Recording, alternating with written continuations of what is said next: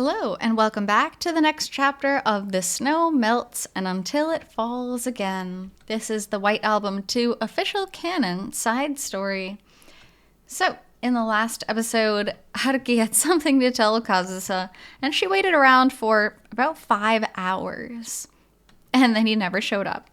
So she was very, very angry. He ended up getting her a present, not only as an apology, but as like a late thank you present for the summer tutoring on the guitar.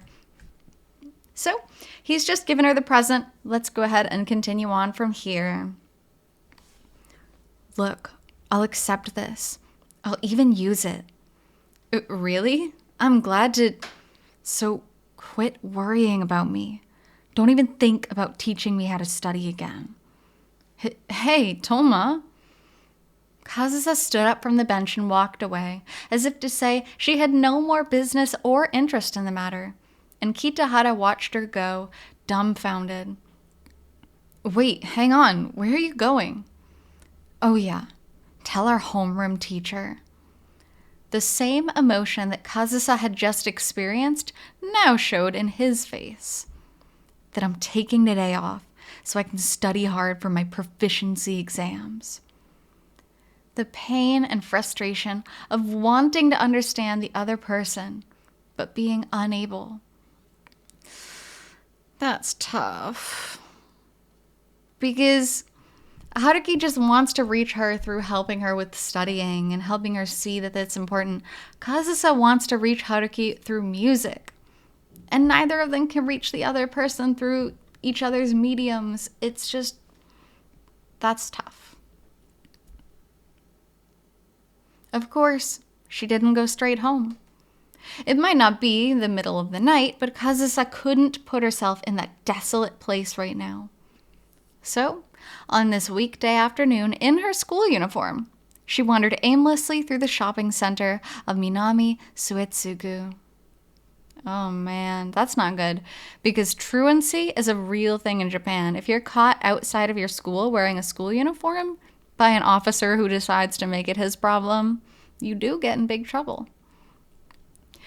Any piece of clothing or accessory that caught her eye, she bought with her card without even looking at the price. She pulled out 100,000 in cash and had spent several hours frittering away more than half of it in the game center. Oh, 100,000. 100,000 yen is about $1,000 US. So she spent over $500 in an arcade. That's crazy.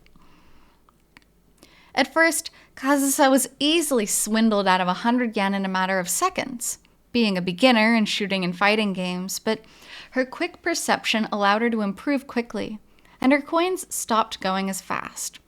So she was forced to move to the crane game, but then she wound up with so many prizes on her hands that she could barely move. By the time she left the game center, it was already fully dark out, but she still wasn't really in the mood to go home. She crammed her stuff into a coin locker and began wandering again. This poor girl. And I get the funny feeling she's not going to go back to the coin locker ever again. Coin lockers are pretty common in Japan. If you're out shopping, then you put usually it's about 200 to 600 yen into this locker, and then you can use the locker, you get a little key, and then you go get your stuff later. So it's good for long days of shopping and stuff. The streets frequented by students were overflowing with people now that night had fallen, and as a result, the number of men catcalling Kazusa grew greater and greater. 2 of them at the station front, 2 of them in the shopping district arcade, 1 in an alley. 3 of them she drove away with a kick. 1 of them she shoved past with a torrent of abuse, and 1 of them started an argument, only to embarrass himself in the midst of a crowd of onlookers. I mean, I'm not surprised. Kazusa's absolutely beautiful, but how pathetic do you have to be to hit on a girl who's still in her high school uniform? Normally, she would be able to ignore this sort of thing completely and avoid trouble. But Kazusa's mood was just a little bit worse than usual today. In fact, her mood was absolutely foul. Ugh. When she finally reached home, it was after 10 p.m. She lay down in bed still in her uniform, and within moments her head was hazy. Maybe her body had finally caught up with her after not sleeping for 2 nights in a row. Maybe the 5 helpings of pudding she had just eaten at Goody's in place of dinner had satisfied her need to keep her stomach full. 5 puddings. My God, Kazusa's going to be a diabetic. I'm sleeping tonight, and that's that. Through the morning, through tomorrow, however many days. I don't even care if I sleep all the way through those stupid proficiency exams. There's nothing bothering me anymore. There's nothing for me to worry about. No need to concern myself with him anymore. Still lying down, still with her eyes and brain half shut, she reached out to the side of the bed and picked up her school bag, which she had flung down when she came in.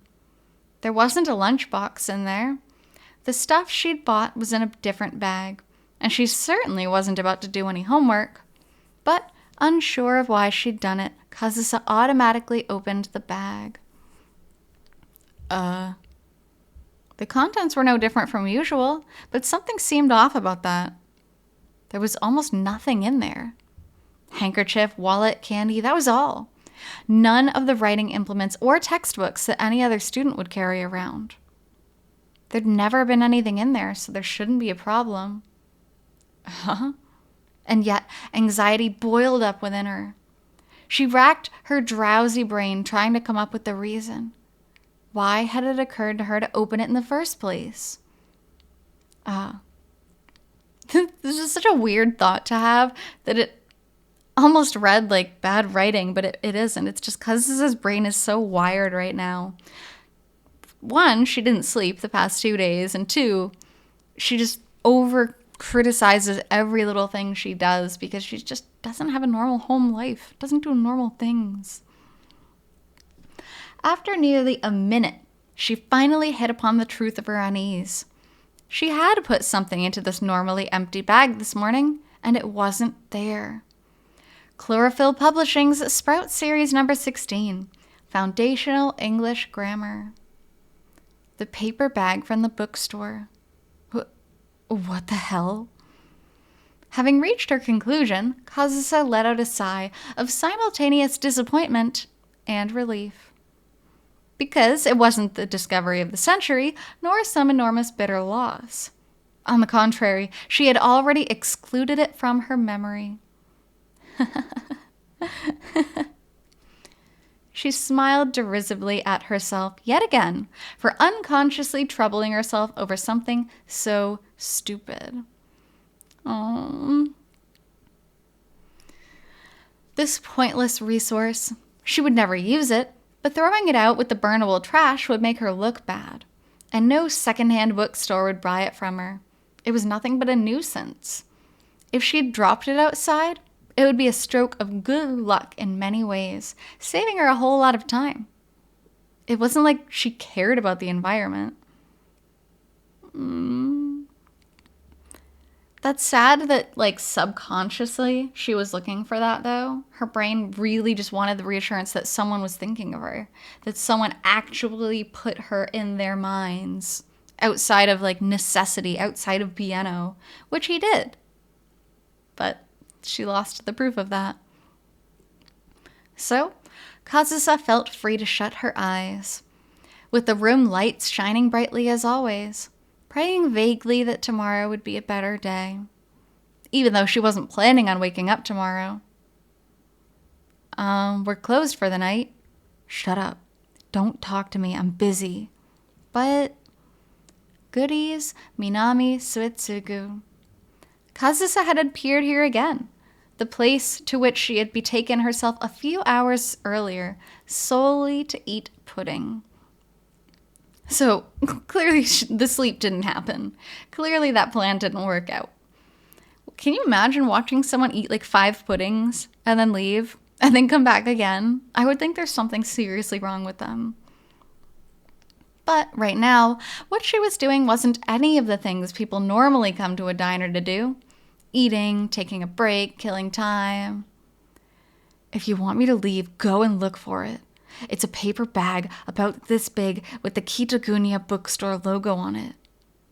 I've told you we haven't found anything like that here. Really?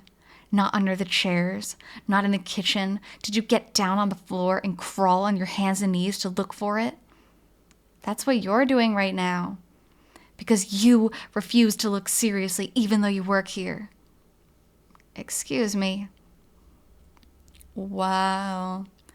She's literally down on her hands and knees trying to find this book. My God, Kazusa, this poor girl. Oh no. The young part-timer whose nameplate read Sato. Oh, Sato-san, before he was manager, had by this point ceased to use his customer service voice and begun dealing with Kazusa in a frank, pitiful way. As a candidate for manager, he had been forced to deal with this final customer who absolutely refused to leave and was chewing over the outrage of it all.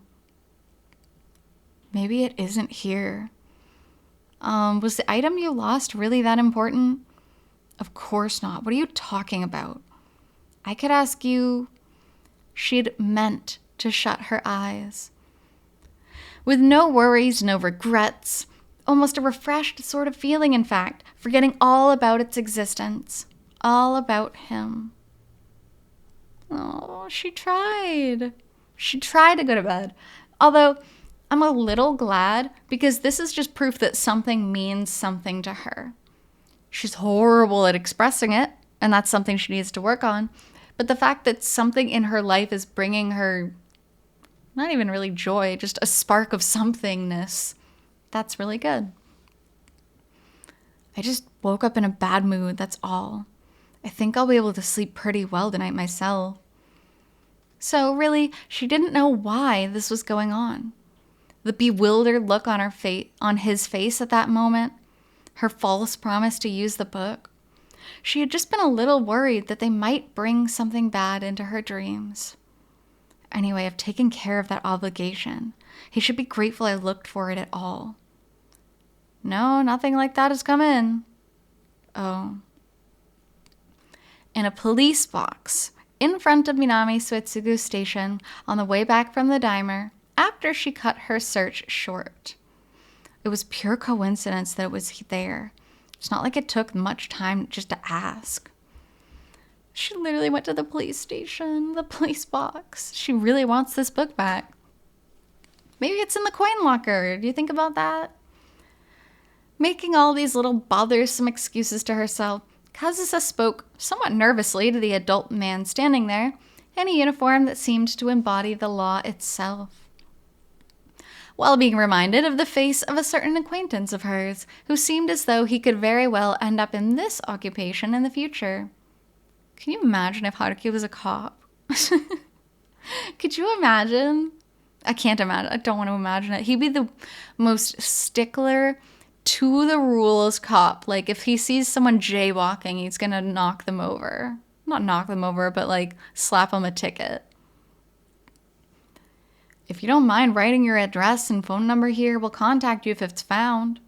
The police officer dealt with her far more warmly than she had imagined. He even contacted the other police boxes in the area, checking to see whether it had shown up at any of them.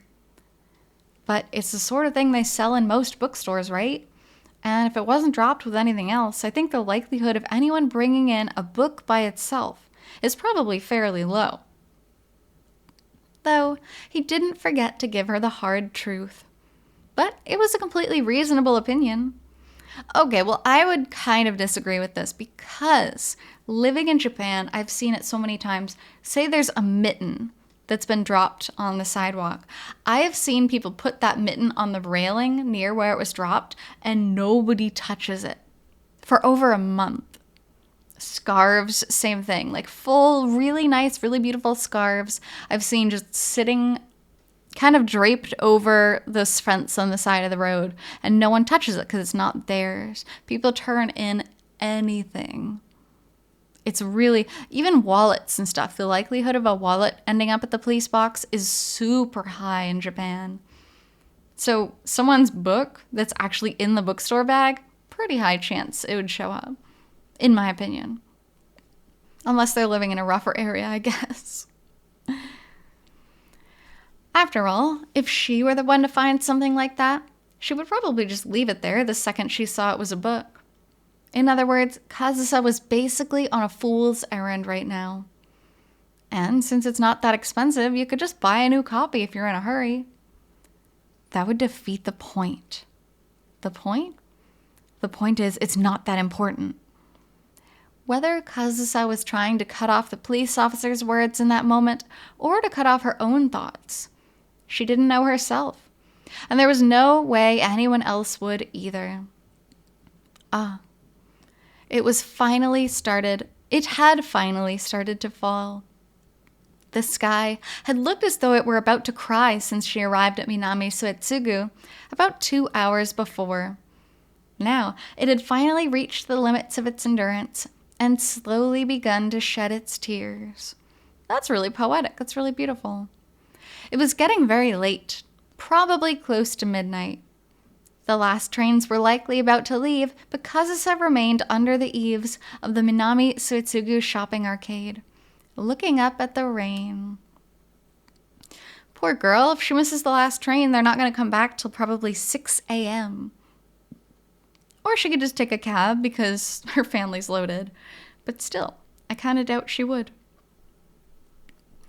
After she left the police box, her feet were supposed to take her back to the station, back home. But just as they had at the school gate this morning, they had begun taking her in the exact opposite direction. She opened and checked the contents of every coin locker she had used that day, prowled around inside the game center here and there with her eyes rooted to her feet, and made any number of trips around the area where she'd gone shopping. However, Kazusa may as well have been looking for a single grain of sand in the desert and reached the present moment with no results whatsoever. God, I guess I should just... Kazusa's voice as she muttered this was nothing like the griping and sighing she'd been doing before. With every word, tinged with resignation, her tone grew more and more desolate. Her body was remembering her own face and voice on the day that the world abandoned her. Oh no, she's gonna have another panic attack. She's gonna have a breakdown. She had gone so far in her search as to talk to other people. She had gone all the way to the police, over a single book that she would never use, for a product she could easily acquire just by walking to Onjuku the next day. But having a different version of this book is not the same thing as having the one Haruki bought for her. Go home, huh? She was just about done going along with all this uncharacteristically ridiculous whim of hers. Her body, after doing hours of walking and running around all day, was starting to scream. Hurting, heavy, tired, hot, and cold. The streaks of the pouring rain steadily started to increase their pace. A blessed, merciful rain, cooling her down from the post-summer heat, and that in her own body after her feverish search. But as she stayed out in it, it became a loathsome rain, stealing away her body heat. So, this time. I mean, it's definitely not healthy to be standing around in the rain at midnight.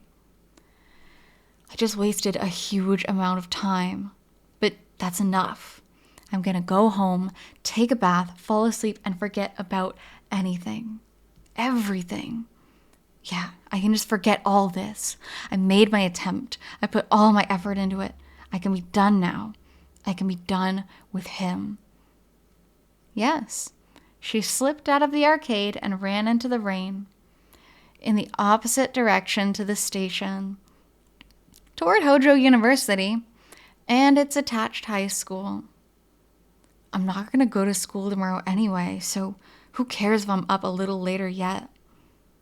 Her excuses to herself were getting harder and harder to buy. This is a lot. I mean, this girl is walking around in the rain at midnight, desperate to find this book. It's kind of sad. It's definitely going way too far. Why? The time had reached 3 a.m. The rain had reached the downpour point.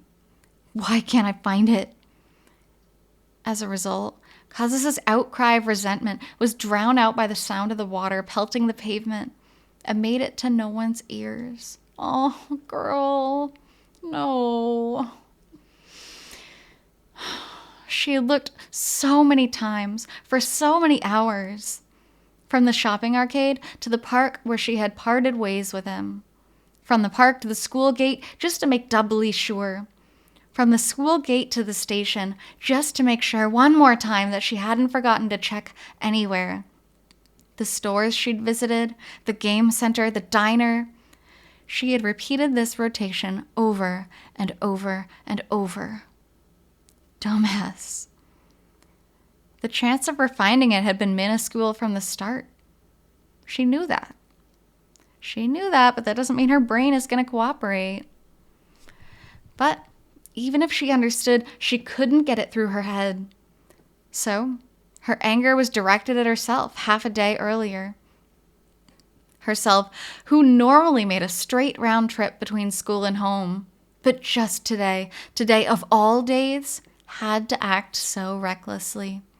Herself a few hours before, who had treated her first ever present from him so shabbily. Aww, it's her first ever present from him. That's so sweet. And also, that's kind of assuming that she's going to get more presents, because this is the first present, you know? Herself, who had no idea how badly a single moment's carelessness would rebound on her later. She wanted her foolish, lying past self to know how she felt now. I'm such a goddamn joke. Why am I running in circles like this? Why can't I just go on the same way I normally do with him? Rain continued to fall. The spear-like drops splashed loudly against the road to the school, normally shrouded in silence in the middle of the night like this, and pierced Kazusa mercilessly. Nevertheless, she glared up at the clouds in her usual defiant manner, accepting the heavy, painful deluge head on. Her opponent did not flinch from her gaze, dashing itself against her head, hair, face, and eyes. That sting, that pain, gave Kazusa an excuse for the redness of her eyes. Oh no, don't cry. Not yet. Her feet were too worn out to run anymore, but Kazusa dragged them along anyway, retracing the path she had just come down. She wasn't going to give up, because if she gave up, it would break the bond connecting the two of them together. No, it wouldn't. Girl, please, just go home, my God. It's not the book that's keeping you together, that's the thing. It's you two and your personalities. Though it was a bond that half a day earlier, she had decided herself would no longer exist. A bond that she had continuously denied without even knowing whether he was conscious of it. Even so, she had no choice now but to acknowledge that there was some significant attachment left in her heart.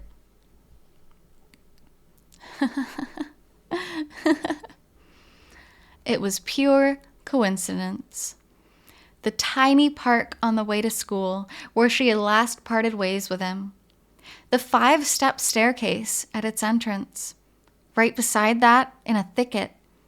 Underneath the shrubbery, as though it had been taking shelter from the rain, sat the paper bag from Kitagunya, its printing faintly blurred. Oh, I'm so happy for her. I'm so happy for her. She had passed by this spot countless times already and overlooked it, but then she slipped and fell on the stairs, which put it right in her line of sight. Yay! This was because, unlike most people, her instinct had been to protect her hands, which led her to a full body collapse. Yikes! She'd banged her knees, her thighs were scraped, every part of her body, apart from her back, chest, and palms, had been injured. Oh, but she found it. Literally the lengths she will go for Haruki at this point are a little silly. And I'm not saying, like, she's ridiculous. It's obviously a result of that trauma. She's obviously become attached to him in admittedly unhealthy ways to this point. but I'm glad she did find the book. As she lay there for a while, unable to sit up from the pain, her gaze, which had fallen even with the ground, caught the paper bag. For the first time in a long while, she thanked heaven that she was a pianist, and that those habits of hers were still etched into her body. Finally, she managed to sit up, settled herself on the stairs, took the muddied paper bag, and held it tightly to her chest. It could have been out of some notion of protecting the book from the rain, but given that her whole body was sopping wet, it wasn't likely that her holding it would be very effective. She was well aware of this, but she couldn't stem the affection her heart had begun to feel for this inanimate object. Because she had dedicated the whole of herself tonight to this very object. See that? I found it, Kitahara. Oh man, this is just really not healthy. But the fact that she's so happy that she can dedicate herself to something that isn't the piano, that's good, I guess. I'll try to look at the silver lining. After a short moment, she gingerly opened the paper bag she held to her chest. Even though the brush had protected it somewhat, the book contained therein was far from undamaged. The cover dark with moisture, the entire volume gone somewhat wavy. But Kazusa didn't care about that, because whether or not the book was in pretty shape was of absolutely no interest to her. All that mattered was that it was here. Huh? As she turned the pages over to check their condition, her hand suddenly stopped. Okay, well, her hand, but her heart probably also stopped. Stopped at the scrap of paper that wasn't part of the book. The letters that weren't part of the printed text. It was a hidden message directed at a person who would probably never use a book like this, and therefore with an extremely low probability of ever reaching her eyes.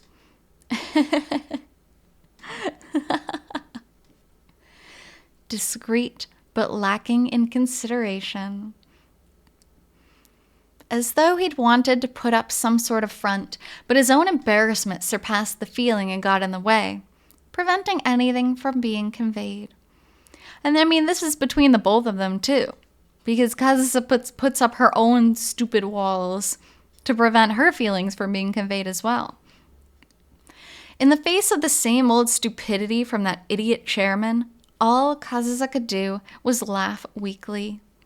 It welled up spontaneously from her heart, enough to blur out the anger, the frustration, the irritation that she had felt up to this point. Dumbass. You're such a dumbass. Even though she wanted to keep smiling like this for today, because she'd done it. She'd found that single grain of sand in the desert. It wouldn't be going too far to call that a miracle. No, Kazusa could readily believe that what happened was fate. Toma, the next day. Aww, she found it. I'm so happy for her. But still, those images of her like desperately crying out into the night sky and the pouring rain trying to find this book. And you know she wasn't using an umbrella. You know she was just like desperately walking around, running around, trying to find it on her hands and knees at goodies. Good God. What a powerful chapter. And the fact that literally none of this was in the game is astounding. This is such a good side story. It's such a good side story. So anyway, we will stop off there for today. So thank you so much for being here with me on this episode of the official White Album 2 side story, and I'll be back with the next part shortly. So until then, hope you take care. See you.